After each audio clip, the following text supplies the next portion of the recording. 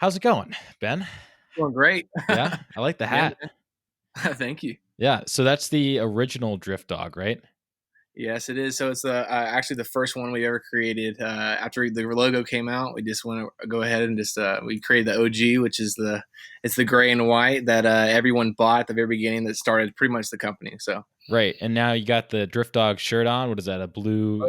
this is the first trial. This is the Okay, actually the Pacific side. So we call it on the radar, and it comes in a sun hoodie and a shirt for sun protection. I started it back in August, so it was sunny then. Now it's fall, so I decided. getting cold now. Yeah, man. Blue That's doesn't work. awesome. Yeah, the blue doesn't work on the trout stream. So, Right, right, right. So now you're over in Tennessee, right? oh yeah. Okay, where in Tennessee? We're in Chattanooga, Tennessee, East That's right. Tennessee. So if you were looking at the map, it's the bottom right hand corner of Tennessee. A Okay. lot of people don't know about the word Chattanooga. Some people do, but it's actually I think it's the third biggest city in Tennessee. So, All right. Yeah, I think everyone thinks of Nashville being the main Nashville, and then country music. yeah, exactly, country music. Yeah, that's pretty much what Tennessee is known for. Yeah. Yeah. But hey, man, welcome to Along the Keel. It's a real pleasure to be able to squeeze you in, get you on the podcast. I know we're kind of going back and forth, but man, it's great, having met through John, which is a crazy story. And for those listening at home, a friend of mine, well, now a friend, and a friend of Ben as well, messaged me on Instagram about 2 weeks ago. No, maybe Yeah. more, like maybe about a month ago, and he was just talking about going on fishing. So we went fishing, and then a week later, he is looking for a fly reel, right? Yeah. And yeah, a $40 fly reel. And Ben was looking, or were you selling it, or was he buying it? No, he was selling it actually, Okay, and I usually just I have a bunch of groups on Facebook and buy or sell trade, and I usually see the sage reels going for $1,000, right. and then I saw an Orbis for $40. I was like, I gotta. I was about to say I gotta save my money, but I gotta message this dude. So it worked out, and it chain reaction happened, and we ended up here. So It's we're here. it's absolutely insane what happens and how things work, right? Yeah. And you know, it's crazy how everything is a chain reaction. It really is, and I'm sure that's kind of how you eventually came to find Drift Dog. So, in like a brief summary, what is Drift Dog? What are we getting into here? All right. So when I was 12 years old, around 12 years old, I had the dream of creating this brand. I Hmm. didn't know what it was going to be, whether it was going to be outdoors or it was going to be sports. I was big into sports back then. And I took a trip to Montana with my dad and my mom. My brother didn't get to go. That was a sad day. But I fell in love with fly fishing. And I took a drift trip down the Yellowstone.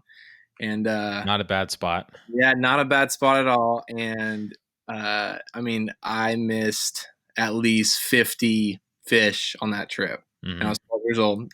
That's probably why I didn't have the skill set I did today.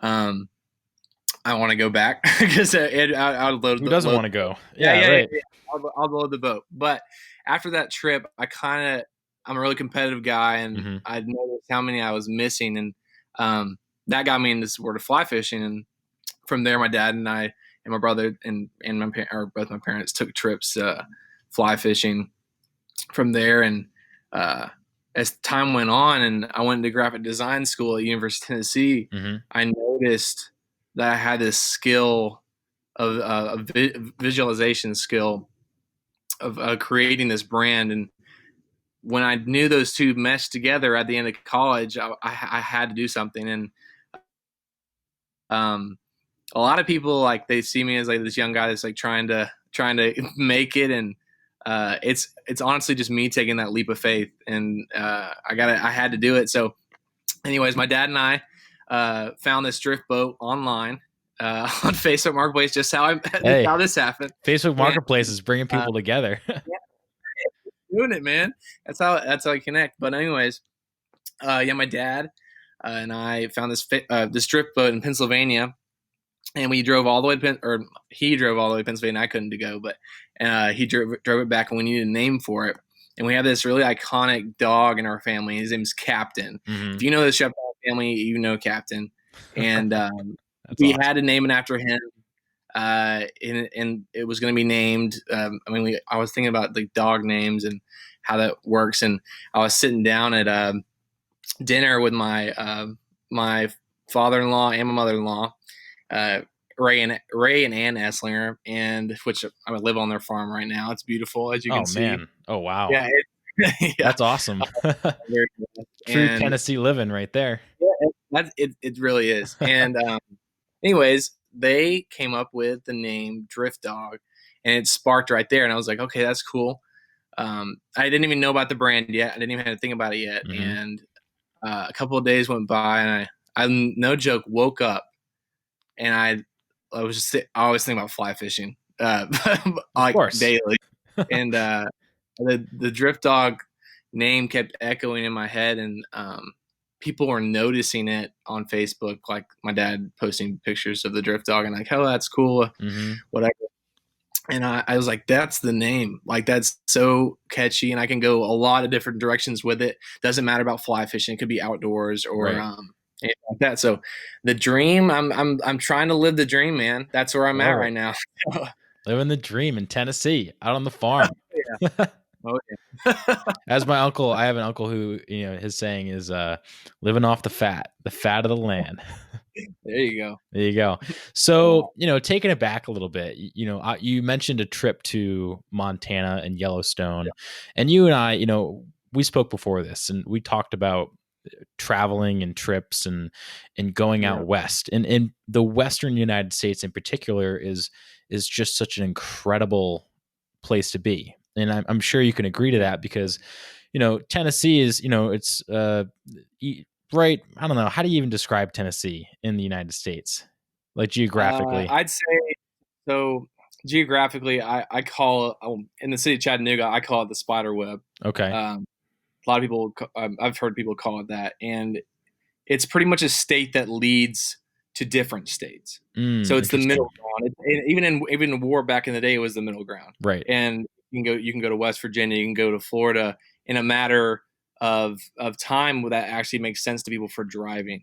Right. So you're from Tennessee, you fly fish, you're outdoorsman. You can go any. I mean, Montana is a far away. I mean, I flew Yeah. then, but it's still a connection, and you can go everywhere from the south to north. So and Right. in time pretty much. So that's why I call it the spider web, because it's a web of routes. Okay. Interesting. I'd never heard of that, but I can totally see why that would work.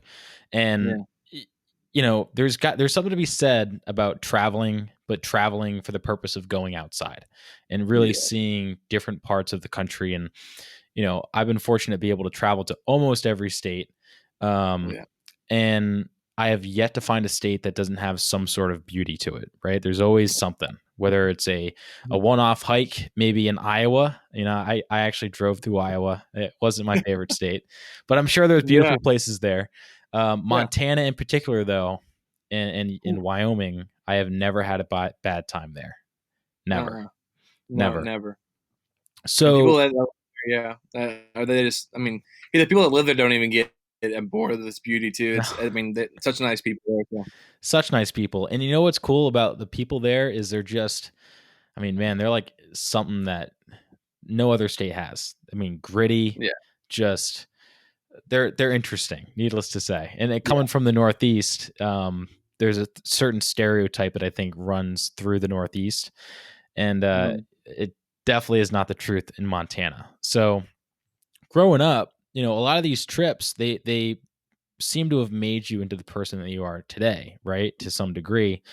Oh, yeah. Take me back to some of those trips that, you were really kind of setting the ground, for what Drift Dog would become. And, not only that, but your career in this outdoor space. Cause I want to touch upon that as well. You're just not this person that has a brand. You've been involved in some pretty significant things, all related to the graphic design world, but all in the outdoor industry. And it's very cool to kind of see that career even at such a young age, Yeah, speaking about leading up to the brand and how I got here, not just as an outdoorsman, but I mean trips to like Telluride, Colorado, like just out in the middle of the mountains or backcountry, you have no idea where you are. To to even like the Great Smoky Mountains. That's only almost like 2 hours from Chattanooga. And you can get up there in no time and be in the backcountry where, I mean, a foot hasn't been placed on the ground. Right. And that's the beauty of it all, is to me, is being in a place. I mean, it's not just fly fishing either. You don't even care if I catch a fish. It's being in a place that not a lot of people have been, and it's still beautiful at the same all at the same time. Mm-hmm. And that me being me being in the outdoors it shows me that like I can. I mean, I've been there alone a lot of times, but it's kind of my therapy and where I do my thinking about life, and where I actually acknowledge like things that happen in life. And Sure. I think that goes for everyone else's. It doesn't only matter. And that's where I came up with the slogan that to my company, Drift Dog, find your drift. Mm-hmm. And that's all about finding your place. It doesn't matter what it is in the outdoors, whether it be hiking, climbing, fishing, biking, doesn't matter. Being outside, I mean, sitting on the dock at your lake house. I mean, Yeah. it doesn't matter. You're finding your drift, and you're finding yourself in the outdoors. And I feel like that's a really good inspiration to people. Is I mean, you see a lot of companies that they're all about them getting people outdoors, right? Right. But we have to understand why we're doing that, and why it's so important. And it just like you said, like with Wyoming and Montana, when you go out there and you look at those mountains and you see the stream and you see the trout and you see the people that live there, it's like no other, and you'll never forget it. It's unbelievable how actual life is out there. And I mean, even the oxygen in the Tastes air, different, right? man, you can breathe. It's unbelievable. And I love it out there. Yeah, no, and there's something to be said about stepping off the plane or getting off after a long car ride, and you finally get to the destination where you're going to start that adventure, right at the trailhead, or maybe you're putting on your pack, or turning the key to the boat, and you're finally past the break wall. Just a difference in oxygen and air, and like that tastes different. And I feel like it's though those that are listening, even though it sounds a little crazy, they still understand what we're trying to say. You know what I mean? And find your drift is such a great slogan, because I think it really takes the form of multiple different, I think there's multiple different meanings to it. There's finding your why, but also like persevering through whatever you got going on. And, that really is a good relationship with, the outdoors being your therapy. And I find the same thing, for me growing up, going out on Narragansett Bay, going out on the ocean was always my therapy. If I was having a rough day, I'm going to go for a boat ride, or I'm just going to go for a paddle. Right. And it sounds as though that was kind of the same thing growing up for you. So, there's this transition from you loving the outdoors, right, and being an avid outdoorsman, to, all right, now we got to get in with the, we got to get in with society a little bit, right? We got to do the college thing. We got to go to work. We got to afford the lifestyle that we want to live, so that we can go play outside and go fishing all the time. So what did that? So you went to high school, you graduated, you went to college. You said you actually applied to RISD, which is super cool because that's here in Rhode Island. Shout out to Little Rhodey. Did you know Seth MacFarlane of Family Guy? He created. He's from Rhode Island. Yeah. Oh, really? Yeah. And that's why he created Family Guy is in Rhode Island. Oh yeah, Quagmire and that makes sense. Yeah. Yeah. Quahog, right, is the name of the town. Quahog, It's actually called Quahog, but I'm just details. Rhode Island. Yeah, Rhode Island thing. So what was your transition into getting into graphic design? Because that is very interesting, line of work, especially when you're combining it with the outdoor industry. Yeah. So my grandfather was a world-renowned artist, watercolor artist. Really? And my dad is a world-renowned watercolor artist currently. Shout out to Alan Sheptrine. He and my mom was a designer for Buster Brown as well, which is one of the creators of Snoopy. You've heard of it, Peanuts? Really? Right? She's designed baby clothes. So I was literally born into this artist family, and I'm not going to say like I was forced or anything. I was not forced at all. Hmm. Um, Yeah, I took sure. the Okay. passion for it. Yeah. Anyways, yeah. So I fell in love with the arts, and I was great at art in high school, and I wasn't good at anything else really. You should look at my math grades. It's not good. Same here. And and that's where I mean, my brother is great at math. He's a mechanical engineer. There's He always one in works the for family. yeah, he's in that, and he does crazy stuff in Atlanta for the government. So, but anyways, I had to find honestly I had to find my drift in a way, There you go. and I had to find a way of what was my purpose in life, Hmm. and I knew it was going to be art, and I applied to SCAD, and I was actually going to play lacrosse in college, and I was looking at Rhode Island and using all the art schools, Hmm. and I found myself thinking, well, wow, I mean, yeah, it's a great opportunity, but at the same time, I gotta kind of, I mean, I wanted to stay home, but at the same time, I wanted to excel in the arts, and I just fell in love with UT Graphic Design School, and uh, not graphic. I didn't fall in love with the graphic design school. I fell in love with UT first and found out they had a graphic design program. I didn't even know what graphic design was until I was like a senior in high school. I did logos for people on the side, Hmm. like $15 a pop. I did music videos, album covers, you That's name it, awesome. for people at high school, like commitment pictures and stuff like that for people that go off to play D1 football, Sure. things like that. And I knew I could do it, and I knew I had the artistic ability to create stuff on or digitally on a laptop, Yep. and that's what my parents and my grandfather didn't have back then to do. So they took on a different path. So my path is graphic design, and that's where it kind of orients and Drift Dog later on after college. So Huh. That's really interesting. And the fact that your family is like this artist, a group of artists, right? And it's not something you see a lot of, and especially for your mom and dad, right? Like for instance, my mom she's a pretty artsy person. So, she gets it, like it clicks. And I've had her design some stuff for me and draw things up. But my dad, you give him a pencil and he's likely to break the thing in half. Like he's not a very artsy and design guy, great at other things, but not yeah, design. Um, so yeah, you start to do some graphic design in high school, which is very cool because that's a lot of times how things kind of formulate into what you're going to do in the future, right? You don't even know it. And it seems as though Drift Dog takes that path as well, as a lot of other companies do. Is a few guys in a basement that they figure out how to do something, but they all love doing it in the past. They just didn't realize that that would be the thing down the road. So, mhm. but why the outdoors? Like I know you're an avid outdoorsman, but why transition into something that, you're doing design work for these outdoor based companies and you're working with other companies, and now you work for the zoo, on the side, right? Drift Dog. And so how does that all work? How does that all play into one another?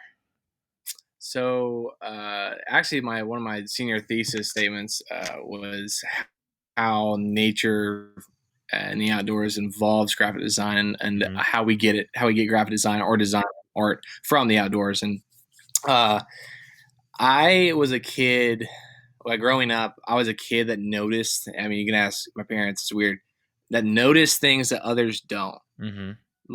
graphic visually. And just like if a company changed their logo, I'd be the guy. Hey, they changed their logo. They changed the eye on the logo, Huh. or they changed this color to a different hex pattern, or things like that. And I noticed on all the trips I've been out west and trips, I mean, even to Maine, the ghost striper fishing, things like Hmm. that, like how nature it it's all about patterns, and it's all about it's the different color placements, and it's how, I mean, it was created. And um, I believe that visually we see things that are beautiful to us, and that what was how it was created in design. So Hmm. that's a little bit complicated, but uh, I I get inspired by the outdoors, but for graphic design wise, and that's why I think that led me to Drift Dog and um, actually taking that leap of faith. And all wasn't it wasn't just me; it was my wife too, and how she markets things, and she has a visual side to her. She does photography. So we have this great combo to this Mm-hmm. company, you know. And how's that been? I mean, so you guys kind of get to this position where, you have a full-time job, right?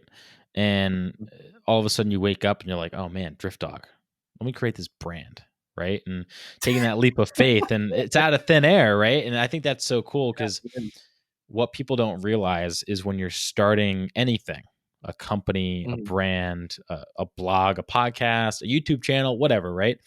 That creativity that's in your head is being, brought to someone else on a platform, and everyone Yeah. has their own platforms. Yours happens to be graphic design, which is beautiful because it transfers over so well Yeah. into creating apparel, There you go, man. um so, walk me through like the steps of, the from the first t-shirt to, where you are today, because it's such a cool story. You're doing something with Kickstarter, you started out and you like sold out, and all of a Mhm. sudden, the wheels are greased, and it's you and your wife just kind of taking it on and being passionate about something. Yeah. So from the beginning, we had to make a concept. So every single time I design something, it has to be a theme of, and I grab something. I usually grab like a memory of like where I've been in the outdoors. And Mm-hmm. for this T-shirt, we were in Mosquito Lagoon red fishing in Florida, and it's crazy how this we just talked about nature, and I noticed that every single time you cast, there's obviously a ripple Right. that lands on the water. And I was told by many guides and stuff like that that the lighter you are on the fly, the better the fishing is, because they're going to think it's natural. The Right. redfish are. And this ripple kind of design was in my mind. So the back of the shirt is a ripple, and also a ripple. The target Mm-hmm. symbolizes the radar, and the radar also symbolizes the military, which is also involves my dog because he's a German Shepherd. So it all flows into it's crazy how my mind thinks. But Mm. um, I start with something like that, and I kind of progress it seasonally. So if it's the fall, we're gonna go with darker colors, Right. or we're gonna do something that people can wear when it's 60 to 40 degrees outside, Sure. where they're comfortable. And I also don't base it off of, oh, this is what Johnny would like, right? I base it off of what Drift Dog, like what people perceive Drift Dog as, Right. um, uh, seasonally. So the Kickstarter is out right now. We're 20% in. We're on time, which is Mm-hmm. good. I'm a little nervous about it. We got to get those people rolling into it. Yeah. I mean, everyone's going to be nervous.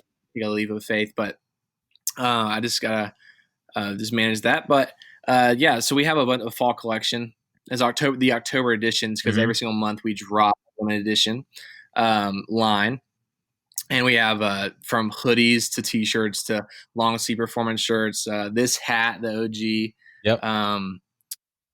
and we're pretty much just spreading the brand. I mean, the reason why I don't go into the whole art idea is, well, later on I'll be pushing more art into the design, but Right. the reason why we don't do that is because we have to make a brand for ourselves, and that's the Sure. logo, and that's the Drift Dog. People have to understand, like, oh, that's Drift Dog, and not like they can't mesh with anything else. Can't be a So that's our one-off. Yeah. target audience right now, and we're getting there. I gotcha. Yeah, Well, exactly. what I think is interesting about Drift Dog and what happens with what you guys got going on, and how things seem to be moving and in such a great direction, is that you guys kind of come at it from a different angle, right? You're not your typical apparel brand or brand in general.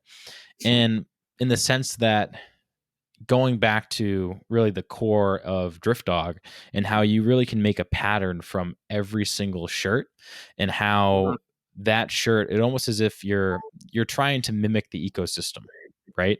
And it's not as if you saw a cool picture, you made it, and now it's on a shirt and sending it in Yeah. the mail to someone, right? You're really taking this in in a very detailed way that I find Yeah. so interesting. Like you describing how the fly lands on the water and how that, you're trying to mimic something that then you can catch a fish, right? Exactly. Yeah. And that's a super cool way and how the ripple plays into it. But how do you think this all ties back into your high school thesis? Because I find that to be very interesting into how it's brought you into the point that you are today and how you're going about designing things. And you're so right in the sense that nature really designs things in a certain way, right? From why leaves can have water droplets roll off them so that it goes down to the roots, and the roots then get nutrients and so on and so forth. And same thing with the ocean, right? I mean, if you look at the ocean, it's all a pattern, right? And Yeah. when humans interact with it, chances are that pattern is going to change. I mean, I know here in Rhode Island, there's the Point Judith Harbor Refuge, right? And when the harbor refuge was built, all of a sudden sand and sediment got moved away and beaches got stripped away. And now it's, now there's sandbars, right? There's bars out off of the Rhode Island coastline. But, there's this pattern. And I really like how you've involved that into the brand.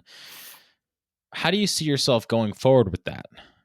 Because I got to imagine that kind of carries over into the textiles itself, right? Like it's not just the design, it's trying to mimic the seasons and trying to go with how things are going to perform for someone that's out in the outdoors. Exactly. And I think that not with just the sport of fishing, but with the outdoors, you kind of uh, people that love the outdoors see things just like I was mentioned before, and Mm-hmm. they see um, just everything that happens in nature from the sea to the mountains. It doesn't really matter. But what Drift Dog does in a design form is it dives deeper into the sense of why we love the outdoors. Mm-hmm. And as if you go out in the outdoors and you say, "Oh, I love the outdoors," that's great. Yeah, you do. But if you get to a place in your life where you see why you love the outdoors and what you see, Mm-hmm. like yes, those are beautiful mountains. Yes, that is a beautiful river. That's a beautiful brown trout, right? But why the spots on a brown trout matter? Right. Why or why did the stripes on a tuna matter, or why did we have waves that that we have to get past? Mm-hmm. Things like that. That outdoorsmen or outdoors men and women go through on a regular day basis, and they see that, and they're hungry for it, Right. which is this is beautiful to see. So And it's cool how people have different perspectives, right? Like you might find that the spots on a speckled trout are beautiful, but I might find that the snout on it is really what's the cool part, exactly, right? And yeah, it's so wild. And I always, you see those like those memes, right, where all of a sudden they show you a picture and they say like, "Oh, this is what you thought it was, but if you take a look at it this way, then it's completely different." exactly, Yeah. yeah, Um, exactly. which is, I think, kind of what you're trying to portray in a sense, because you're giving someone your perspective, but really it allows them to kind of think a little bit deeper and reel it in as to what their perspective of the outdoors is. Now, Got proof for okay, let's that. see it. Go ahead. No, I want to see what's the proof. So people don't realize what's on this hat. What do you see? I see captain, and it looks like there's drift dog on the bottom. Here, pull All it right, over to so the. you captured it. So you're good at it. Okay. So from a far distance, you're gonna see the captain with a fish, right? Yeah, So, but in the ripples, you see drift dog. So that's kind of the nature aspect is what people see and what people don't see in right. nature. So, I mean, that's my take on it. So that's really cool that this even brought up is I never knew this was going to happen on this podcast, is how like my actual thoughts of going into designing drift dog in a way. Yeah, well, here on Along the Keel podcast, we'd like to dig into every nook and cranny. Man. We're not a surface level podcast. And it might start out like that, but once we get going. So, once you get through that design process, the artwork is one part, right? But if the artwork is great and the actual textile sucks, like people aren't going to wear it. And I Mhm. highly doubt that. I mean, I've been able to, just based on what I'm seeing, you guys use really high quality stuff. It's made in the USA. Like it's no joke. And you guys use the same apparel of these really high quality brands. So it's not like you're putting something on a Gildane t-shirt. Nothing wrong with Gildane, but it's not the best. But Yeah, yeah, yeah, um, yeah, totally. so then how does Yeah, that all play into one another? so I believe that quality is always better than quantity, and Mm-hmm. I've learned that. I mean, my professor taught me that since I was in college, and how people trust you as a company. Mm-hmm. And the only way that people are going to trust you as a company is that if that product fits well, uses well, and it actually does well in the or wherever you are, but in our preference is the outdoors. Right.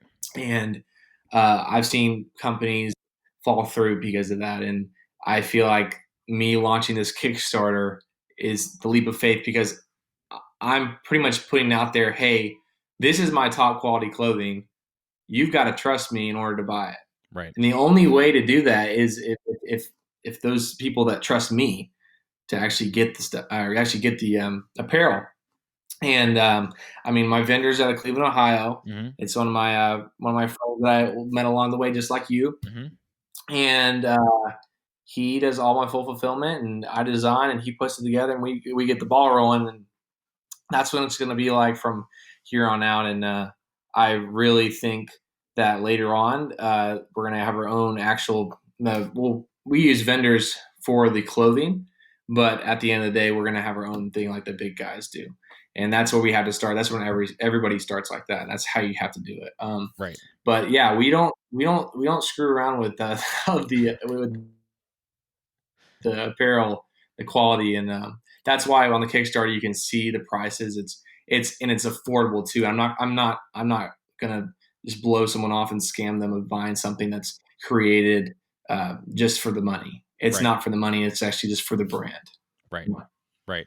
And that's a real testament to you as a person too, because you're more in it for being able to, bring people to your platform and be like, hey, this is my artwork and this is how I perceive the environment and why we need to preserve it and conserve it and, be stewards, right?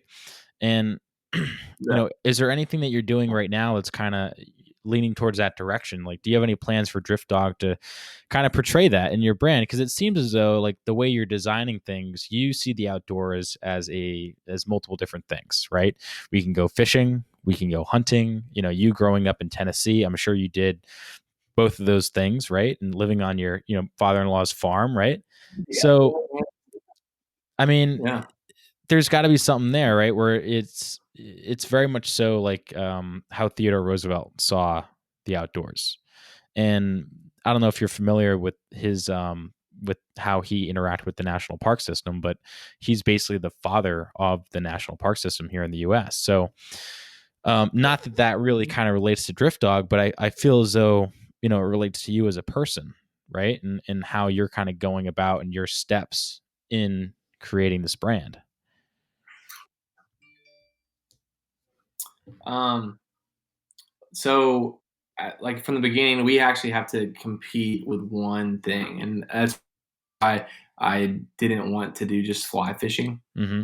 I wanted to do the outdoors in a whole because I also didn't want to intimidate people. Hey, you don't fly fish, you can't have this. Right. And I feel like that's what the big guys kind of show to people. And that's the whole thing with finding your drift is actually getting people that that maybe they like the outdoors, maybe they don't see the outdoors as much to get out there and do that. And later on, like right now, I cannot compete with three things like hunting, fishing, and Right. or climbing or whatever we want to do. So right now, it's an all outdoor brand. And it's going to be like that for the whole time. It's going to be I'm going to be here on Earth. So so that's where we are right now. In that scheme of things. But as things progress, we're gonna be moving towards all triangles of the outdoors. Yeah. Now, have you come into any challenges thus far? I mean, creating this brand, I'm almost certain that you have so far. I You mean, know, everyone does, right? uh, challenge. Yeah, the challenge is for me. It's the numbers. Mm-hmm. I'm a designer. She's a marketer. She can do numbers. Mm-hmm. but the thought into doing that while having a lifestyle at the same time, it's hard for me to plug in. But after that, after I get designs out, after I get them to the vendors, and after I do all the things I have to do as a an entrepreneur, uh, it's on the. I mean, it's going to be on the roll, and Yeah.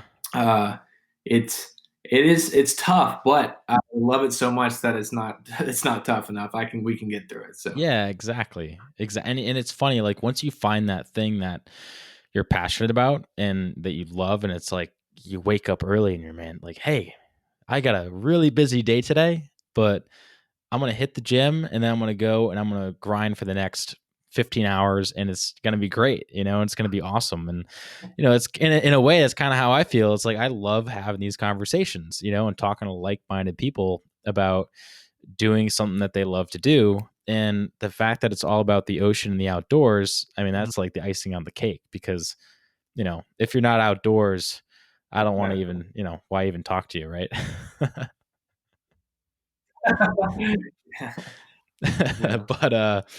but but yeah, so then where do you kind of see Drift Dog going? I mean, now I know you're kind of in this beginning stage, but what's kind of the future? Like what's the 5-year view for once Drift Dog is like off the ground and running? And I like the fly fishing poles behind you, by the so way. it's, yeah, Looks yeah. good. So yeah, there you go. As as soon as we start going and we're on the roll, I really want to be. Well, we have an online presence, so we're gonna actually have driftdot.com. We already Hmm. have it. It's already up, but it's not plugged in until the Kickstarter is finished, obviously, because we don't want people buying on the website directly until the Kickstarter is finished. Does that Sure. make sense? So presence, you're gonna be able to actually go on there every first of every month, and you'll be able to buy it right then and there. We're gonna have a number of apparel items as soon as they are purchased, Hmm. they are no longer available. So that becomes limited edition. Um, for the next 5 years, I'm the type of guy that everything that's going to come up in my life, just how this happened, Hmm. I'm going to do. And I feel like that's if you have expectations, then you're going to be actually a negative. I feel like drift. That's also finding your drift. You got to. I mean, I feel like if we just sit back and do what we need to do, it's going to naturally happen Hmm. from a business entrepreneurship. So that's another thing. But uh, that's how a lot of businesses end up. I mean, getting in the ditch is they try so hard at what they want to happen, Hmm. and it doesn't happen because of how much energy they're putting forward. They have to be they have to have a balanced amount of energy. I mean, it's gonna naturally happen. One Right. calls a big joke comes and you're talking to them, or you meet the head of a huge company. That I mean, you know what I'm talking about. Yeah, absolutely. And let's touch upon that some more because it's funny. It's been happening to me more and more. And as I keep going through this process of creating my thing and just, going through as a career as a captain and just going through life in general, right? You meet certain people that take you to that next level, right? And you get into yourself into situations Mhm. that you either have the decision to part one way and not and maybe discontinue what you Mhm. were doing, maybe for the better, maybe for the worse, or just to kind of keep trudging on and just accept failure and quit, right?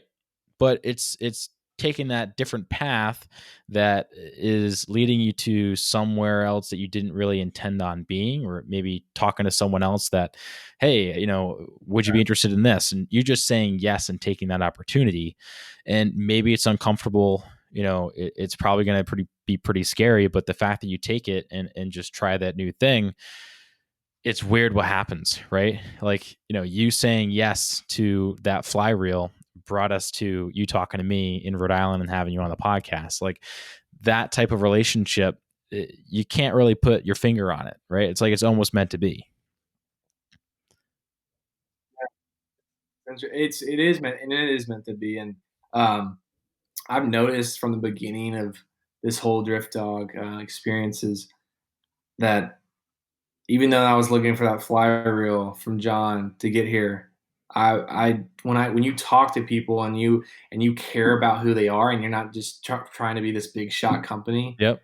you make so many connections. And I mean, just at the beginning, like when we started talking about this, I mean, this is going to be on Waypoint TV. I mean, Yeah. and guess who worked for Waypoint TV for a whole summer or two, That I a know. summer, and it was, I mean, it was me. Last and I was working for the tribe there. We call them the tribe, and what they do there, and how much they have the passion for the company. And I mean, that grew me. And if I wasn't there at Waypoint, I mean, that we wouldn't have had that conversation. And I think that every single thing that happens every single day is meant to happen. That's how I live my life. Yeah. My life. So Hey, and it's funny, 2020 for me at least, and I feel like a lot of people, that has been more true than ever, right? It's like the moments that you take, you can either sit around and dwell, or you can make stuff happen, yeah, right? And exactly. and it's like these moments, like the fact that you work for Waypoint TV, and all of a sudden, I'm talking to Hunter, who is a great guy working for Waypoint. He's bringing me on as a part of their collective. I'm like, who knew, right? And for me, at least, I was out in Hawaii driving boats, right, having a grand old time. All of a sudden, Yeah. coronavirus comes. I fortunately had started this podcast while I was out there. And when coronavirus came, I came home and I was like, you know what? Mm-hmm. Real bummer, not in Hawaii, because who doesn't like Hawaii, right? I mean, guavas and mangoes grow everywhere. The women are beautiful. The beaches are amazing. The boat's great. But now we're back in Rhode Island. Love Rhode Island too. So let's just keep pushing away. Like, let's just pitter patter, keep plugging away, keep chipping away. And, you know, it's cool to talk to someone that's on the same path, just on a little bit different of a trajectory, right? Different platform, same path. Mm-hmm. So, what we Exactly. didn't touch upon is, well, we touched upon a little bit, but how you and your wife are working together and her role in this. And I feel like, she's probably your rock in this, right? She's kind of the voice of reason at times, maybe to damper the frustration. And you are too, because this is a partnership, right? When I woke up that one morning, and I had the idea of Drift Dog that we talked about before. Mm-hmm. Meg and I, we had a little conversation about what this is going to be, and she had no even idea of what Drift Dog was. It was just in my mind, and I had to communicate that as a husband, right. And about what we wanted to do. And I went fishing and came back, and she was already marketing it. And I mean, we saw the people loving it more than I loved it, and right. all the support that we had coming from family and friends, and we had all these ideas. We've had dozens of ideas of marketing or anything like, or jobs or something like that. And this one worked out, and that's where we are right now. And I mean, we have already had 1,100 followers in less than, I think, like 2.5, 3 months. That's really cool. And they're real people, and they're actual people we know. They're all outdoorsy and people that support us. I mean, they're people that don't even go outside that love it. So that's where we are now, and it's we're happy about it. Yeah, that's awesome. That's really cool, and to see the growth, already it's really cool to see, and it's all organic, and it's not people buying followers, and it's exactly. It's real people enjoying what you guys have to offer, and just wanting to be a part of the team and part of the family.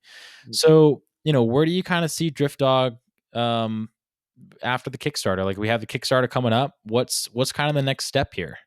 So after the Kickstarter, we're actually going to be just moving. If it's completed, we're going to be moving forward into the next design, just online. We'll be able to purchase online. But if it is not completed, we'll actually have the Kickstarter wear online. That was in the October edition, because we have an inventory that we have to actually give out. But we are hoping that's completed so that we can move on to the next stuff. And I feel like that's going to get people excited about it. And right now, if we had everyone, all our followers, just give to us $10, Mm-hmm. we would be completed. Like, if everyone just got on right now and just gave us $10, we'd be done. Right. And that's what it takes. And I mean, I know everyone's not gonna do that. It takes some time. It takes some energy to click a button, or just give even money to people. Right. But coming from me, they have to trust us and our quality of clothing, and I totally get that because I would be in the same boat as them. Right. Yeah. Well, Ben, it's been a real pleasure, getting to talk to you today. Where can people find more out about Drift Dog, and where can people get involved?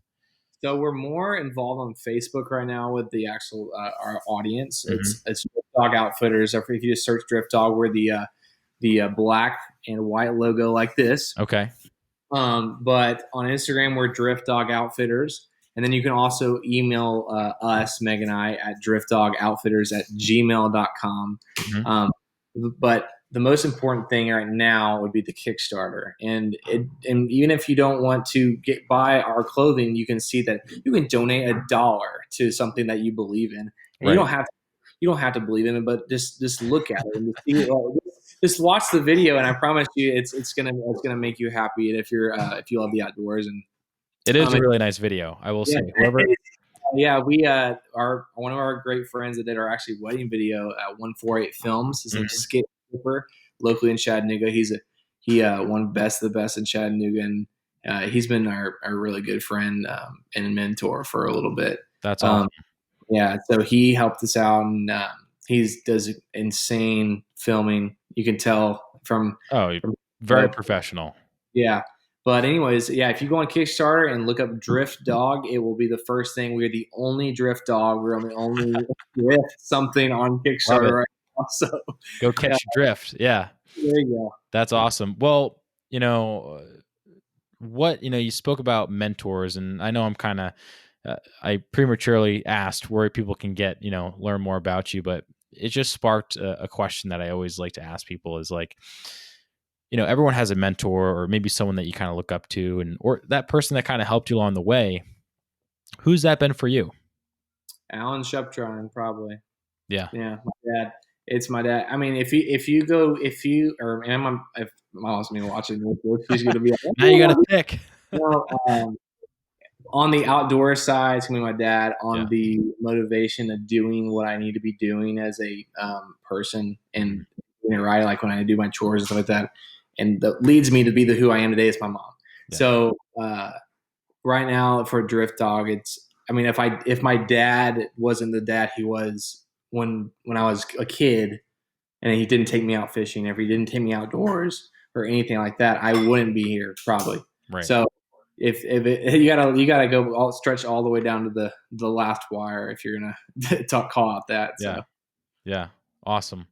Well, Ben, hey man, real pleasure being able to talk with you today and to, share the Drift Dog story with everyone. I think you guys got something awesome going there, and I'm super excited to, get a hold of a shirt. I'm going to go on Kickstarter right now, and I am stoked to see Drift Dog out on the interwebs, out in the world, and people wearing it and catching their drift. So yeah, very stoked for you.